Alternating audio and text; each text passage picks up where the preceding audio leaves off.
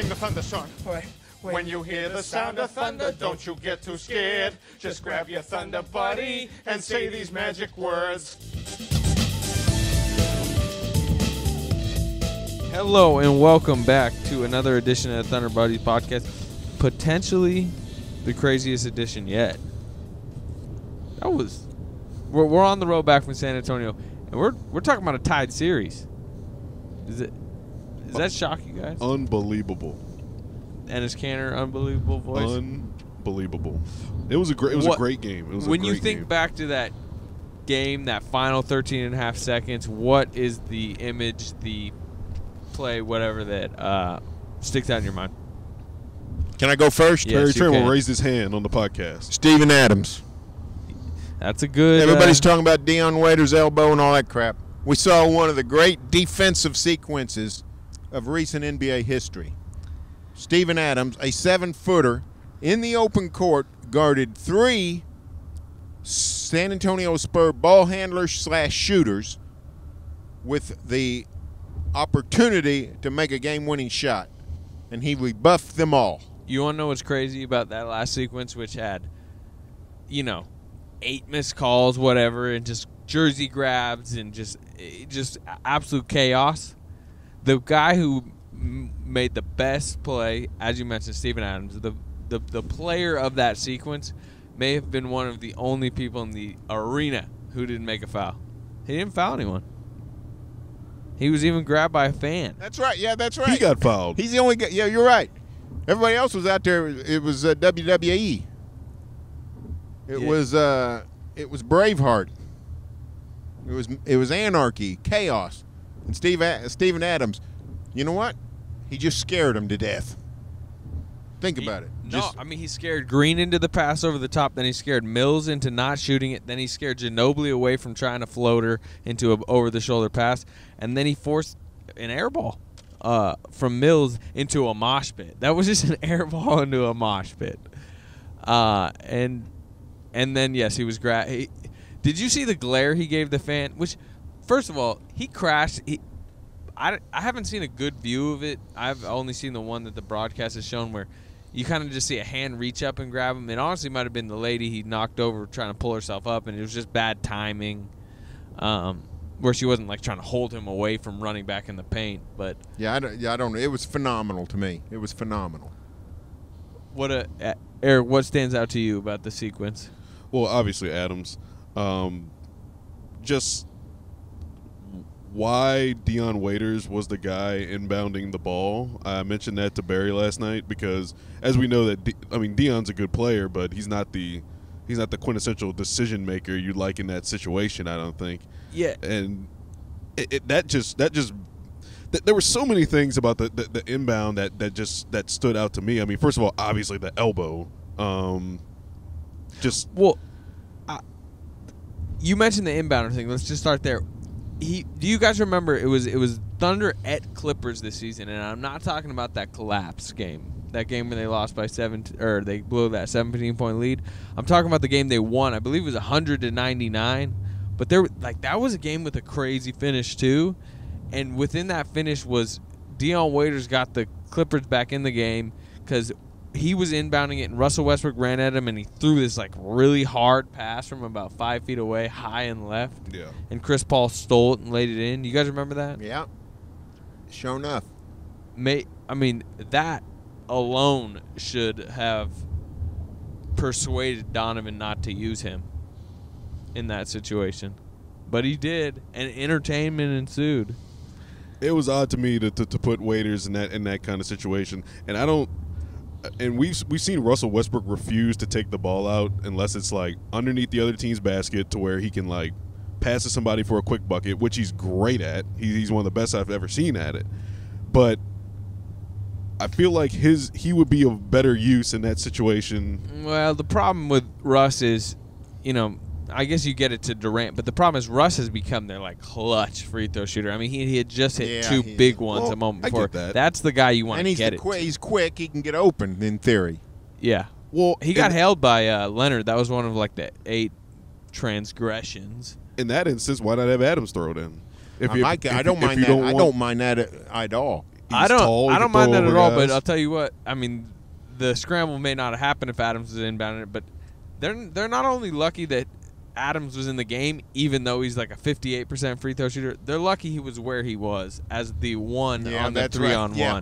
If that'd been whoever, let's say Anyone else on the team, probably. I mean, maybe Serge. Serge has the athleticism to make that play. I'm not sure he's just got like that frantic animal in the corner mentality. Yeah. Steven Adams looked like the animal in the corner. I can't imagine Russell Westbrook exerting the same amount of urgency getting out to Patty Mills. I mean, maybe, but I mean, it's a situation where like urgency is gonna be there for almost anyone. I mean, it was. I mean, you saw it with the grabbing and everything. But Steven Adams being 7 foot, I think people don't realize how unbelievably mobile he is for a 7-footer. yeah, he's on. well, it's like I think there's a lot of guys on the Thunder that could have did what he did, but they might have done it differently. Like for instance, like on the Patty Mills layup, like maybe like somebody jumps in the air. Like if it's a Robertson trying to make that play, maybe he gets fooled on a pump fake and he goes flying by and Patty Mills makes a layup. But Steven Adams at 7 feet is able to not even jump, just be this presence. And Smart then, defender, yeah, too. just stand it up and then make these guys throw around him. He didn't leave his feet. He never left his feet at any instance. I mean, he stayed on the ground. Well, where his size matters, his just frantic energy and athleticism matters in the everything else. But then when he gets out to contest Mills' shot, he was in the middle of the key, and then he took one giant step and leap and almost blocked the 3-pointer. Yeah, it was amazing. It was remarkable. Mills is a good shooter. Mills makes open shots, but he had a 7-foot lumberjack coming his way. He is a 7-foot lumberjack. And then my thing is like, I can't believe Dion Waiters' thought process while standing out of bounds was, I'm going to elbow this guy out of my way. There wasn't a thought process. Yeah, that's exactly right. You know what? It came down to a couple of different things, and I threw a couple of these at Barry last night. You can call a timeout, which you don't have. So, good job, Dion. Well, hold on. With good job, you're right. I mean, he could have called time. You know what's crazy? Now you say that, I remember in my mind with about 3 ticks. Yeah, on I the was clock like, going, he can't call timeout. Yeah, this is a problem. This is a problem. Right. Imagine that, 5 feet in front of Chris Webber. Yeah. Timeout.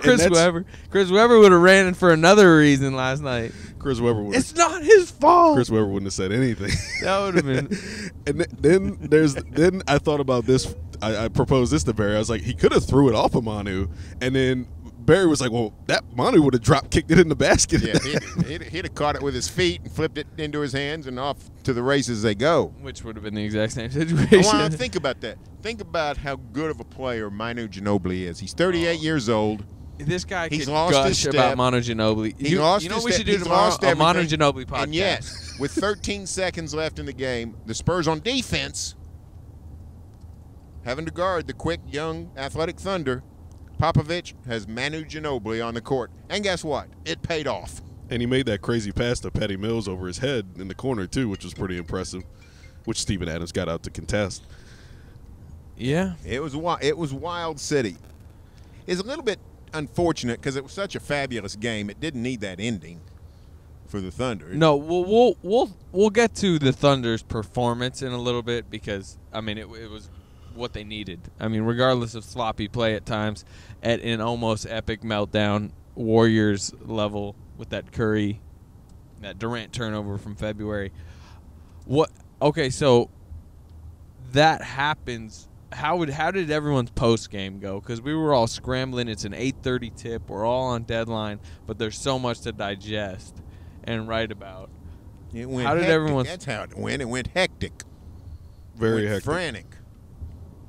I was scouring the Twitter sphere to contribute to our quote board. So you went to the locker room, though, right? I went to the locker room because I knew that you guys would be sitting in the press room, press conference room. So I was like, okay, y'all got that covered. I'm just going to go and see if I can get Adams, Waiters, Robertson, some of the guys some of the peripheral guys, not even peripheral because Adams was in the center of it, Waiters was in the center of it, and Waiters was taking so long that I didn't even get a chance to talk to him. It's funny you mention that because I go to the press room and I listen to Pop, and I'm writing about the finish and how crazy it was. And Popovich gives a couple good quotes. He did. I didn't hear him. I love Popovich, but I didn't hear any good quotes from him. Well, I mean, the quote I used early in my story was he said, "Something certainly happened over on that sideline." Yeah, no kidding.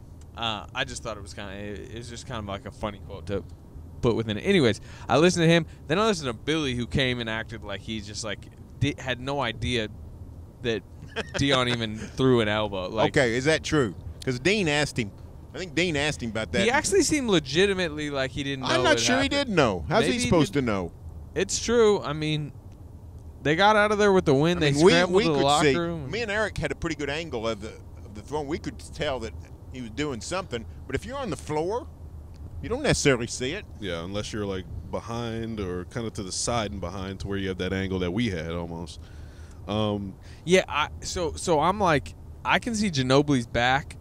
I'm like almost like lined up with Ginobili from the scorer's table, and I kind of just saw him like throttle backwards, and then the fans. That's what kind of sent everything into chaos. The fans immediately saw it, especially the ones near Waiters, and they started freaking out. And then as that happens, he throws the ball in, and then it's the frantic scramble. Now Ginobili sold it a little. Now he didn't get touched. Well, I mean, yeah, no kid. I love Manu Ginobili. I think that's well documented, but he does flop more than a fish. He threw the head back soccer style. You know who's a very underrated flopper? Russell Westbrook. He had some flops last night.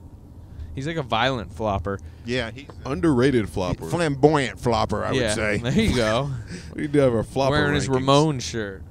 Okay, so anyway, I go to the coaches in press conference, but I'm writing about the finish. So I run back to the Thunder locker room, hoping to get Waiters, get in the locker room. Robertson's talking when I get there, and I saw you doing that. So I went over and I was thinking, man, like maybe Waiters will talk before he showered, but he's just sitting there. He was chilling. He wasn't even trying to get dressed. Nope, he was sitting there. You know, he's got a towel on, ice packs on his knees, and it's just him, and he's sitting probably 10 feet away from Kevin Durant. Both of them are just scrolling through their phone. You just know they're looking at every reaction. Durant's probably searched Kevin Durant on Twitter, and Dion Waiters is searching Dion Waiters on Twitter. And they're just scrolling in silence.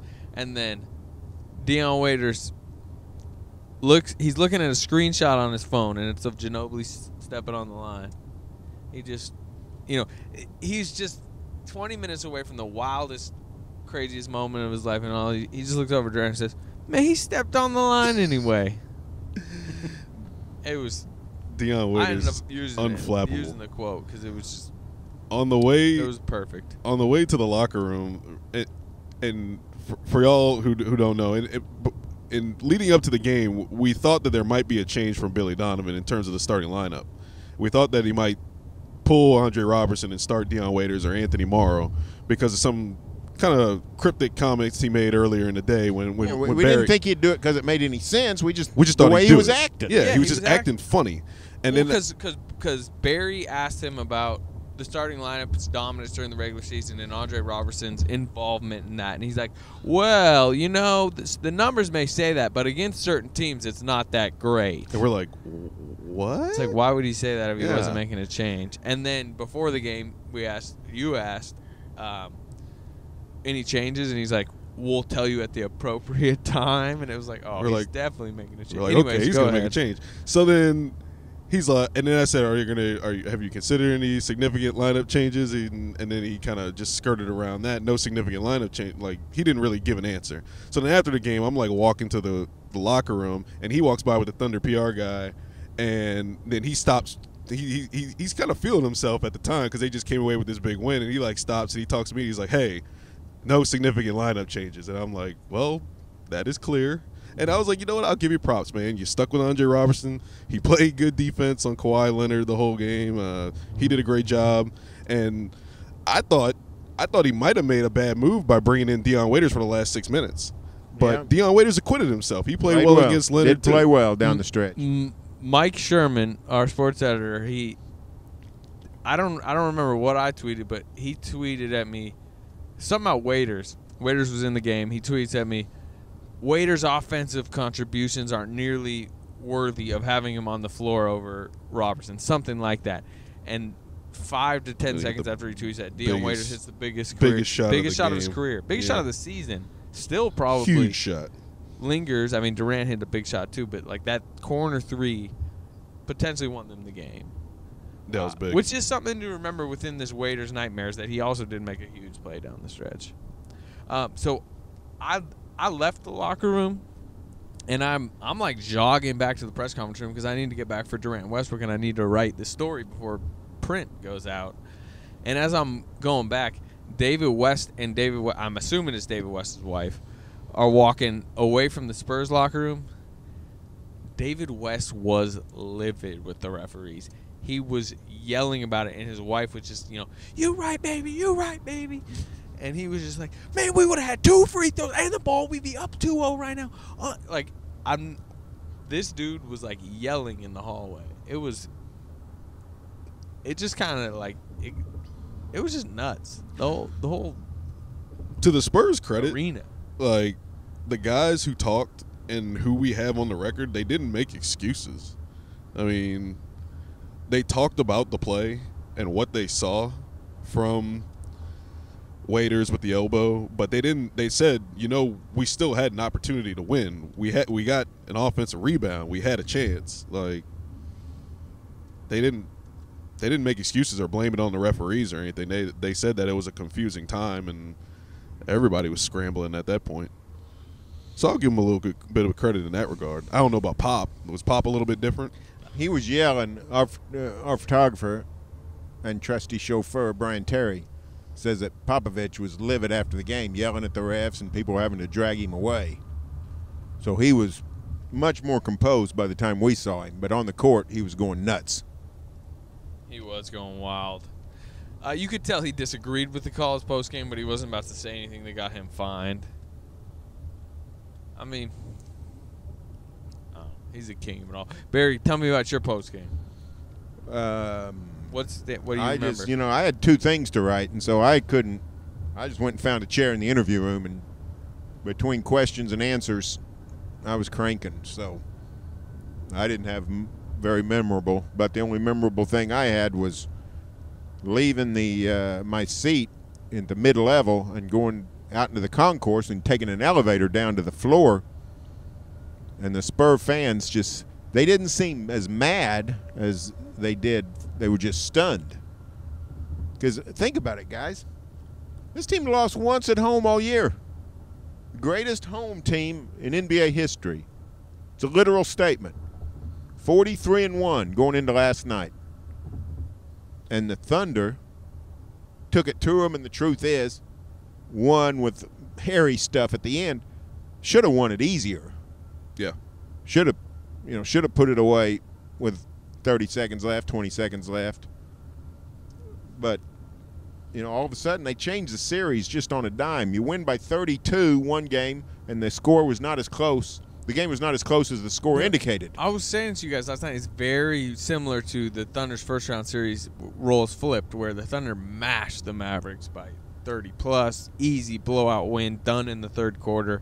Everyone's talking, man, this might be a sweep. This is over, and we still kind of thought it was over even after Game 2. But then in Game 2, wild game, crazy finish. Steven Adams involved again with the the called off buzzer beater. 1 point Mavericks win, 1-1 going back to the other city.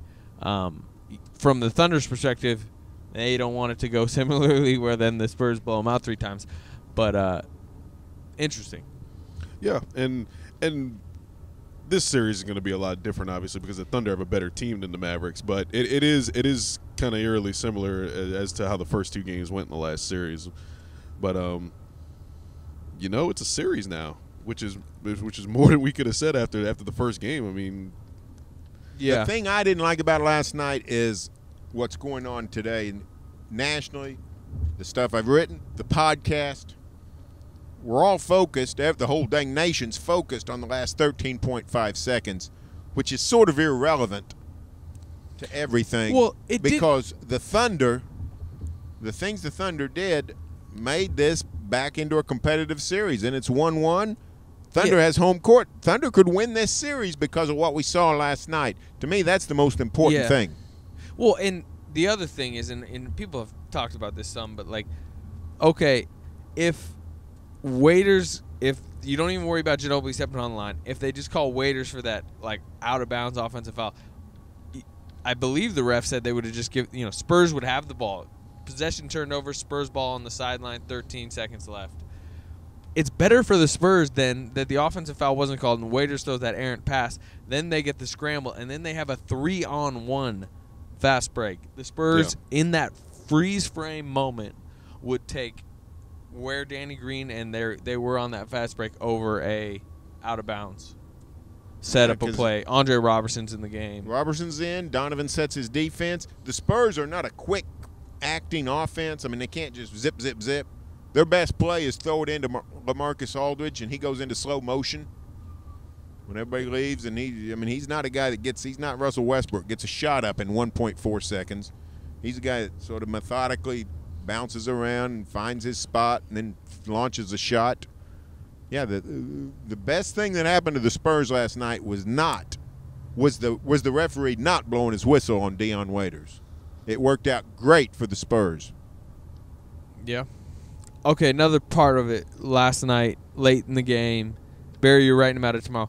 Billy Donovan has a habit of spending all his timeouts and needing a timeout when he doesn't have one late in the game.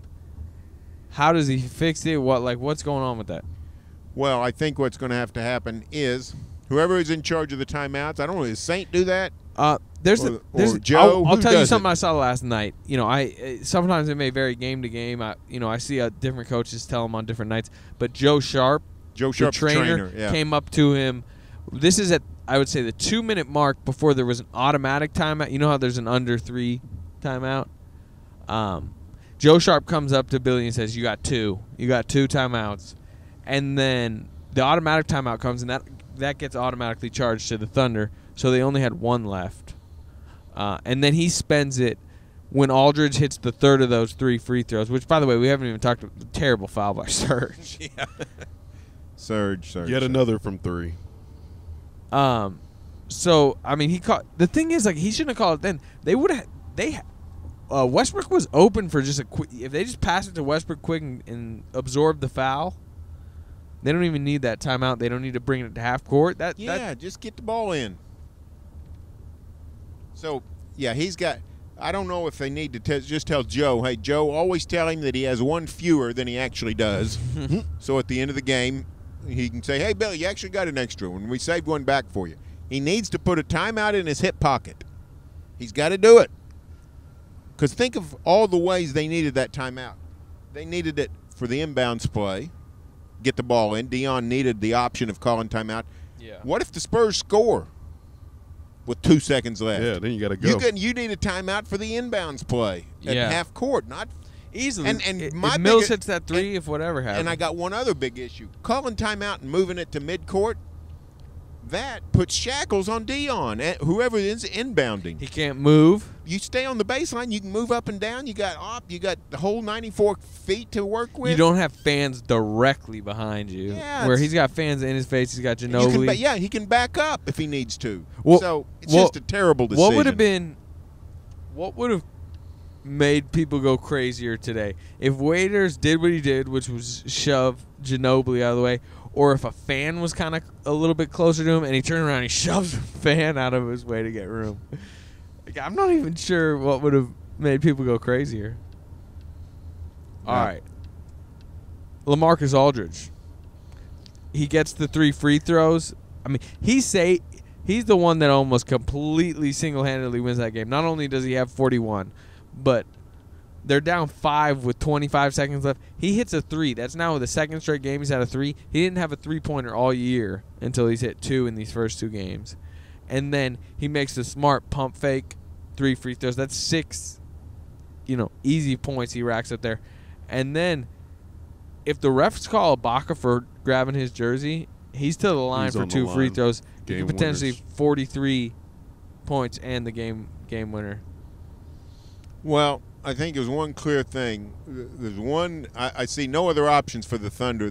Except for one. They have one last bullet they can use on Lamarcus Aldridge. Depending on where the Spurs team hotel is, bedbugs. Bedbugs might be able to slow Lamarcus Aldridge. I didn't think you were going there. I don't know of anything else. They've tried everything else.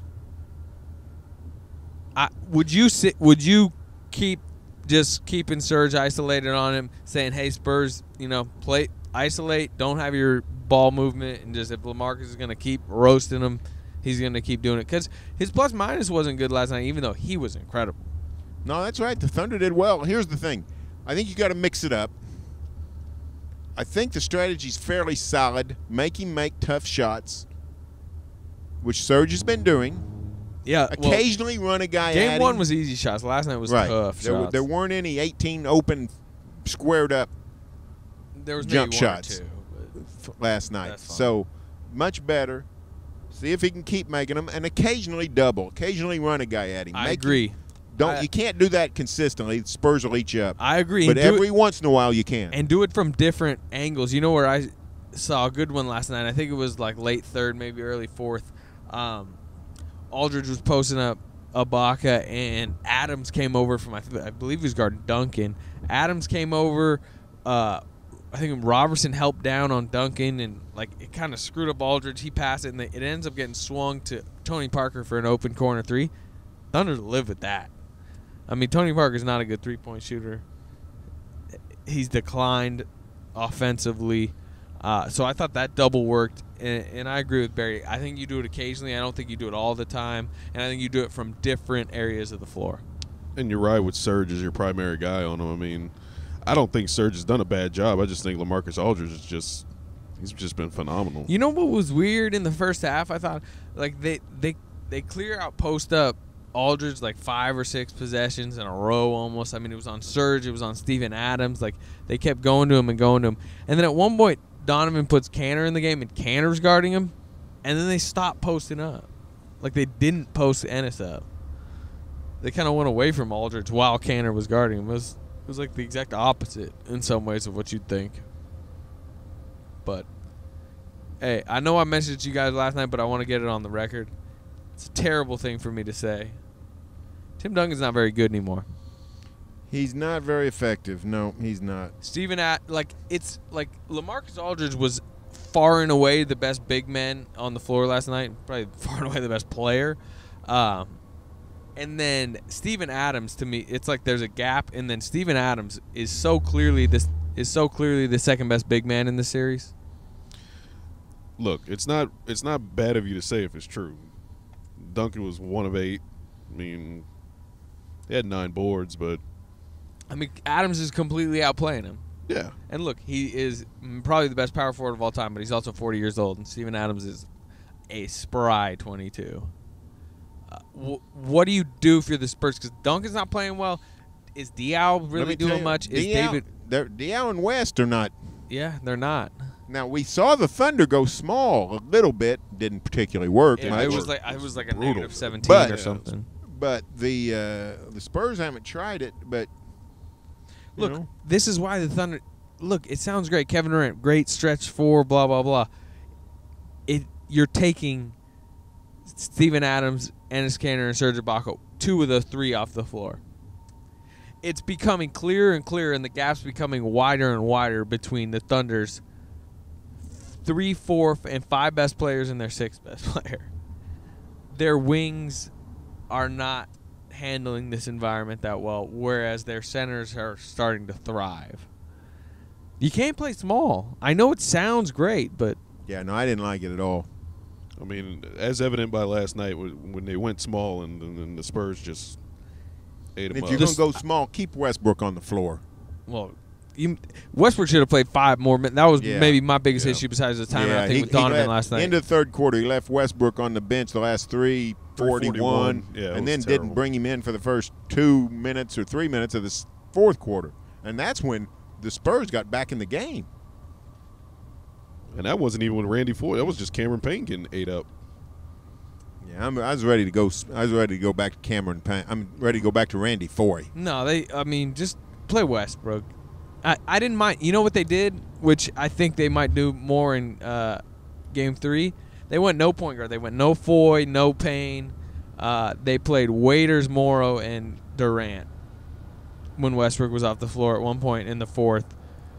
Waiters, you know what the lineup was, which I kind of liked? Waiters, Morrow, Durant, Canner, Adams. It's the one that started the fourth quarter. Yeah, that was fine when Canner and Adams were on the floor. It went on a 6-0 run. Yep, that's what I'm saying.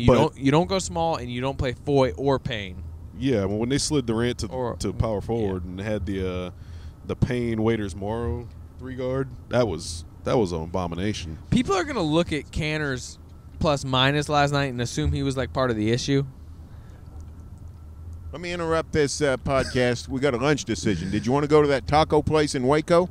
If you guys would like to, yeah, we're passing through Waco. Taco Waco. I'm fine with that. I don't care. I'm down.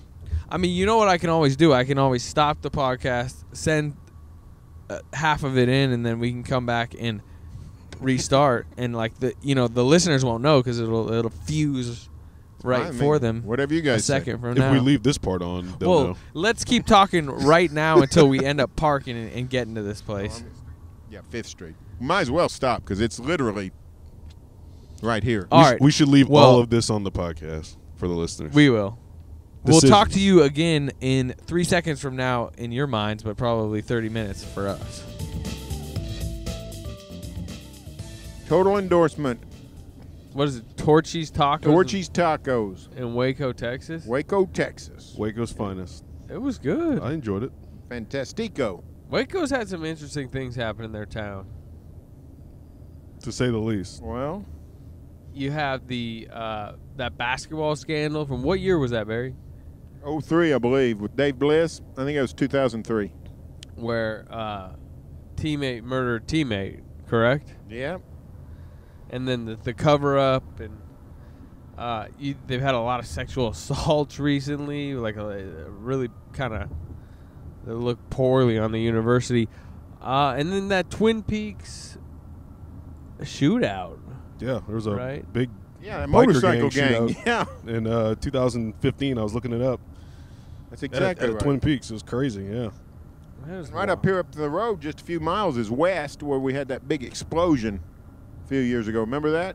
Big a chemical explosion at some. Yeah, was it a fertilizer plant? right. Yeah, That's fertilizer right. camp. Yeah, Yeah. big time. That's a big time thing. Yeah. That's just right up here in the road, probably 10 miles from here. We did a lot of looking back. And I don't mean just there.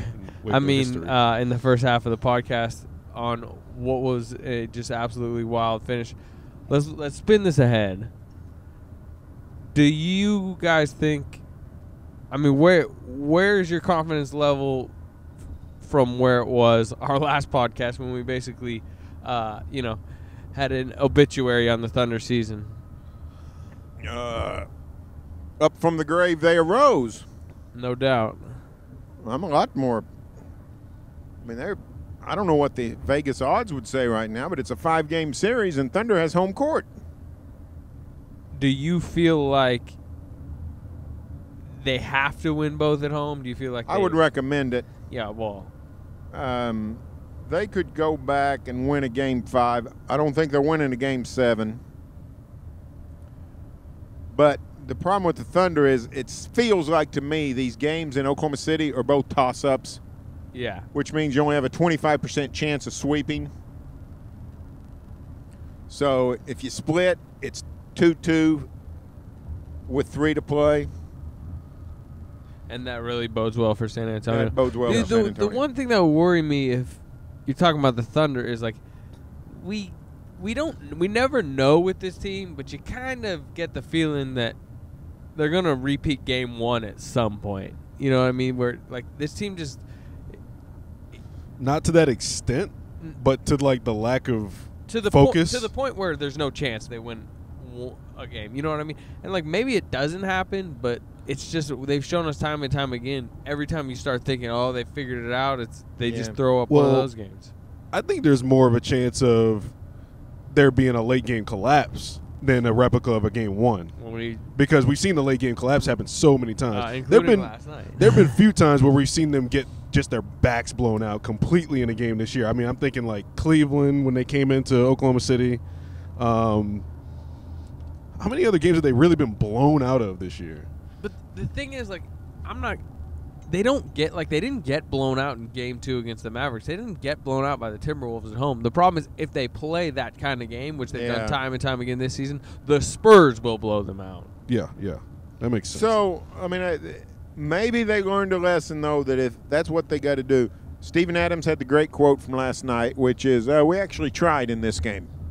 Now, he says things tongue-in-cheek. He says things with a sort of a jovial attitude. But he also says things honestly. Yeah, so it's got an element of truth to it, is that they just weren't ready for Game 1 on an emotional basis. And you know what? Kevin Durant was interesting last night when they asked Durant what he told the younger guys between Games 1 and 2.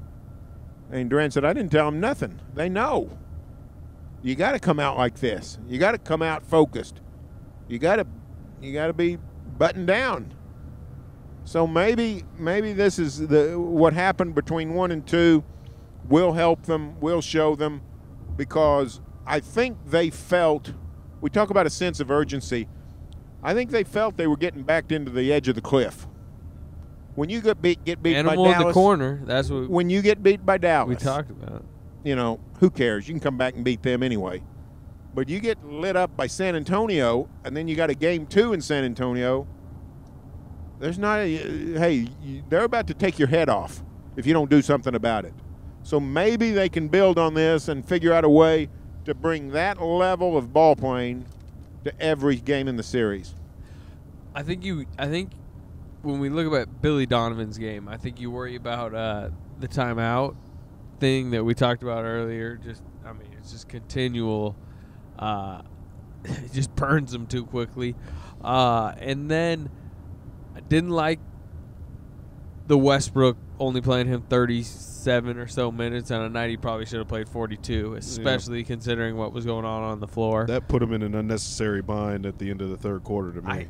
I think at times this season he's shown to be a shaky in-game coacher, but he seems to have made good adjustments into Game 2. Barry, Eric, I liked his in-game adjustments. I would say in-series adjustments. I mean pre-game. Between his preparations. His adjustments for Game 2, I thought were very good. We talked about moving Andre Robertson onto Tony Parker. He moved him onto Leonard. He moved him the other direction. He moved him onto the bigger player. Got Durant off him completely. And it worked well. Kawhi Leonard was thrown off. Durant was able to, be more free on offense. And Danny Green didn't hurt them. Danny Green's 2 threes came in transition. Yeah. So, what's kind of strange? We were coming into the series talking about like how great this Leonard-Durant matchup was going to be. Neither of them are guarding the other one. That's right. Yeah. Even though they're playing the same position. That's exactly right. Leonard's being guarded by a shooting guard. And he's guarding a point guard. And Durant is being guarded by by the 2 a shooting guard. He's matched up. He's basically become the 2 guard. He's guarding Green and being guarded by Green. That's exactly right. So that is interesting. That's not the matchup we were looking for. No. What's your rotation if you're Billy Donovan in Game 3? You got your regular starters. I'd get Foy back in if he's going to play.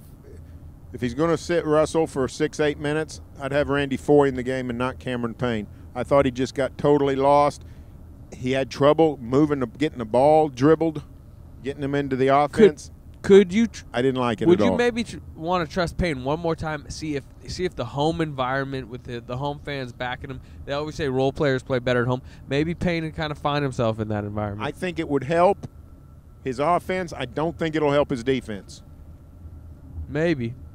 That was that's such a tough environment for a rookie. What do you think? But otherwise, he didn't play Singler. When you got Robertson to guard Leonard, you don't have to play Singler. And then if you can bring in Dion, he can hold up like he did during the. That's exactly right. In the last 6 How minutes. about Mora? He didn't do much for Played me. 14 minutes, didn't play that well. No. And one, he did exploit Parker one time on kind of like a little Yeah, back he did. He hit end jumper. Yeah, that's right. He hit a 14, 15-foot back-end jumper. That was a big interesting. shot too. That was interesting. It was. That's not what you think of Anthony Morrow doing. But it shows you the limitations of a Parker and a Patty Mills. There's, for a team that wants to move the ball and a team that does move the ball, there's a whole lot of isolation going on. And frankly, the Spurs used more of it last night than the Thunder did. Yeah, it's going back to Aldridge time and time Which wasn't a again. bad idea. It was a great idea. Yeah. They went with, and they did some of it with your man Leonard also. It's interesting. What do you think about the start of the fourth quarter lineup though? Like, you mentioned wanting to play Foy, but what did you think of that lineup that was Waiters, Morrow, Durant, and then Adams, Canner? I didn't have much wrong with the lineup other than that Russell Westbrook had been sitting for 3:41 of game time plus a long break between periods. I was ready for Russell Westbrook to get back in the game. That's what I was I'm ready thinking. for him to just put him and Durant at 42 to 44 minutes tonight. I'm with you. Use that advantage. Okay. I'm with you. All right. Different question. So Billy Donovan throughout the game online, rightly at times is getting criticized for his rotations. Payne, maybe if he had played Payne early in the season, blah, blah, blah. Why is he going no point guard? Why is he going small ball with Canner and KD at the 5, 4 and 5? But my question was, it's weird to me how untouchable Greg Popovich's decision-making are for people. At the start of the fourth quarter, the Thunder, with that kind of a strange lineup, the no Westbrook, went on a 6-0 run because Popovich was playing. I believe his lineup was Mills, Green, Kyle Anderson, Diaw, and West, something like that. And they got, they couldn't score. They got pounded 6-0 to start the fourth, which was a big point of the game. Like, why does nobody is Greg Popovich's decision making just like you just can't criticize it because he's Greg Popovich? There's some of that, although I got an email from a Spurs fan who emails me all the time, and he said that Popovich had a horrible game, which he'd know more than I do because I don't watch him every game. I don't know what they ought to be doing, but he was on Pop. So I think there are people that are willing to say, hey, this guy's not infallible.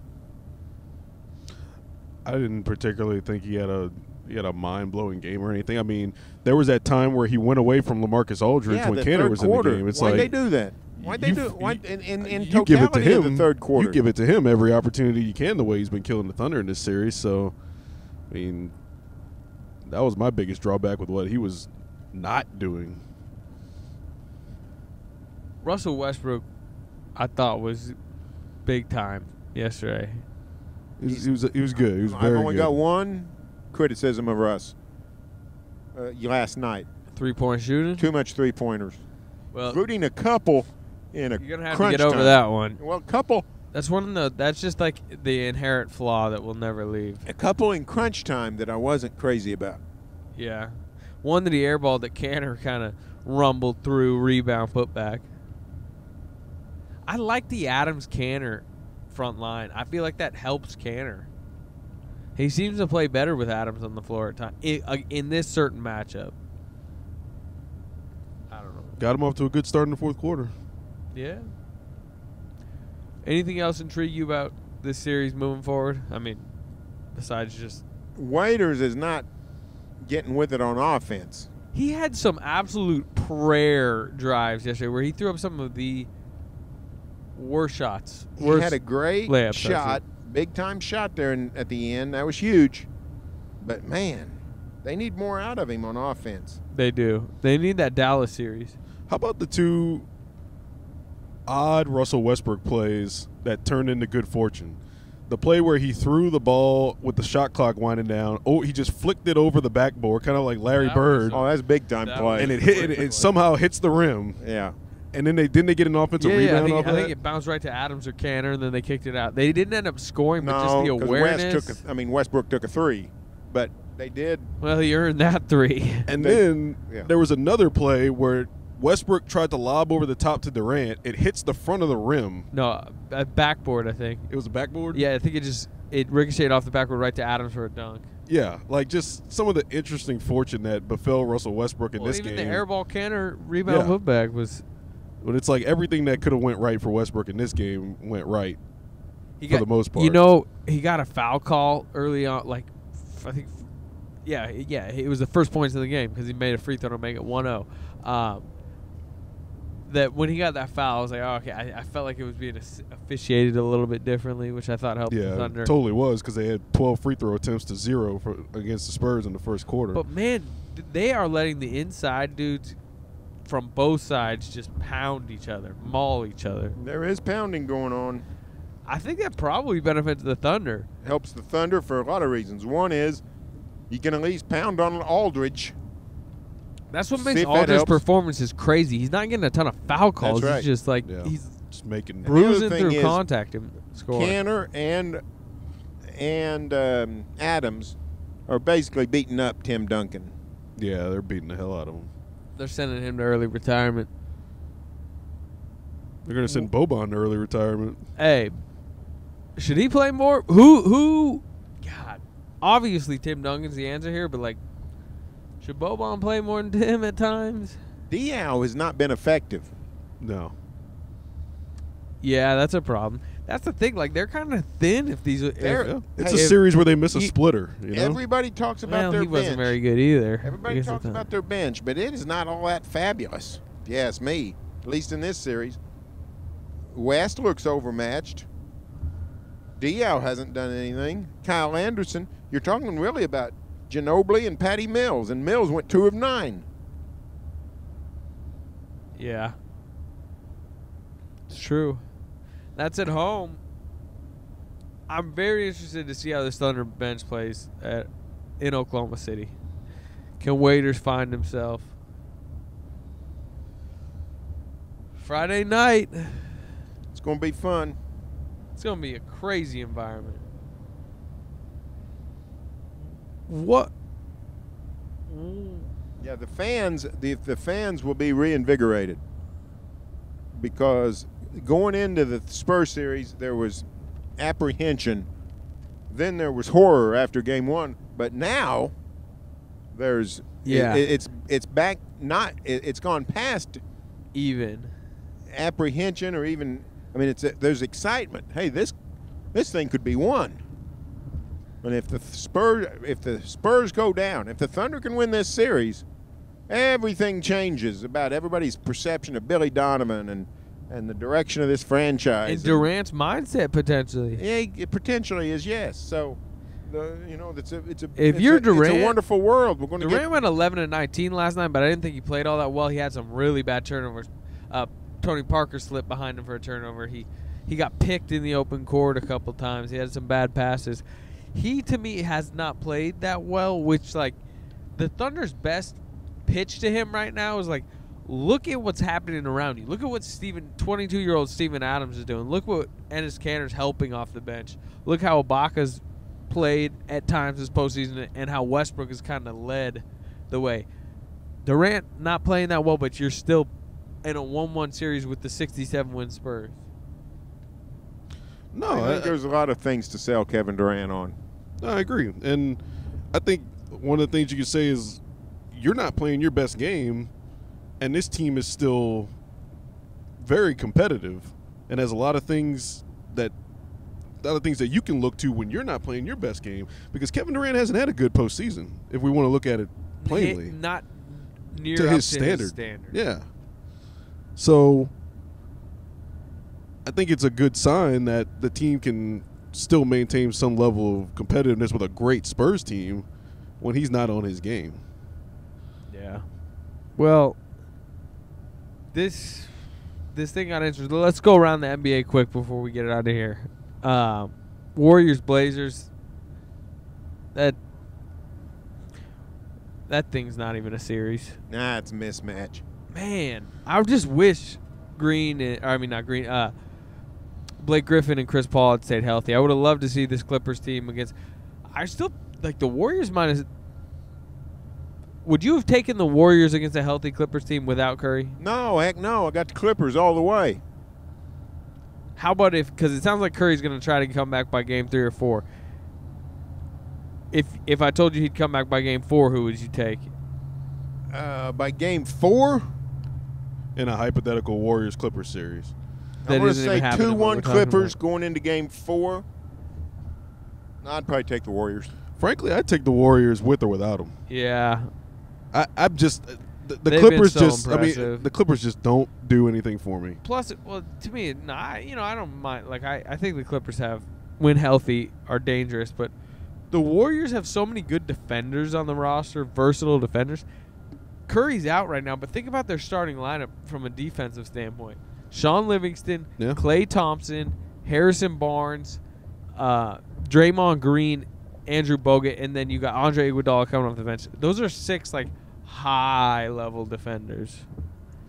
And I mean, aside They from actually get better on defense with Curry out. No doubt. aside from DeAndre, the Clippers aren't a very good rebounding team to me. So it's like the Warriors are aren't a gonna. great The Warriors, rebounding but the team. Warriors are gonna. They just got guys that are savvy and they're gonna outwork them. And I mean, I think it would have been a really good series, especially because you would have had desperate Chris Paul trying to finally get to the West Finals. Warriors in 6. They would have beat them in 6. All right, out east. Let's get LeBron out of the way. I think Atlanta's got a really good team and will play Cleveland tough, but won't win.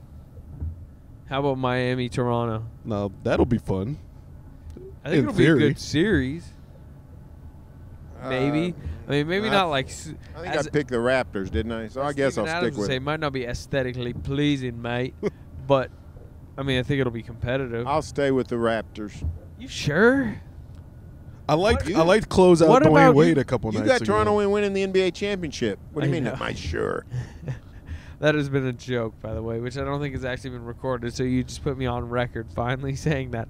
No, I've been joking when I've been saying that. They probably shouldn't have got by by the Pacers. Raptors don't have anybody that can hang with Hassan, nor do they have a closer like Yo. Dwayne Wade. Where's Hassan Whiteside going to be next year? And would you pay him max money? I guess it depends on who you are and what you got. I mean, if you're the Lakers and you ain't got nobody you don't have anybody on the inside, you got Roy Hibbert's corpse. He's the kind of guy that strikes me as he could go backwards in the wrong culture. Yeah. Yeah. Who was that guy who played for Jerome James? Played for Seattle way back. He had that big playoffs, and then he didn't do anything. James Edwards? I'm thinking Jerome James. I remember Jerome James, but He played for Seattle. Anyway, but yeah, Hassan's a high risk, high reward. I want to see Heat Cavs, so I hope the Heat get by the Raptors because Heat Cavs would be all sorts of interesting with the LeBron dynamic. Oh, that'd be a fantastic series. It'd be super fun. I'm not sure how long it would go, but it'd be fun while it lasted. All right. Well, we'll talk to you again probably maybe later this week. We got so much off time. We'll see. All right. See you guys. Durant, pull-up jumper, up the rim, and and the Thunder win! Come on, let's sing the Thunder song. When you hear the sound of thunder, don't you get too scared. Just grab your Thunder buddy and say these magic words.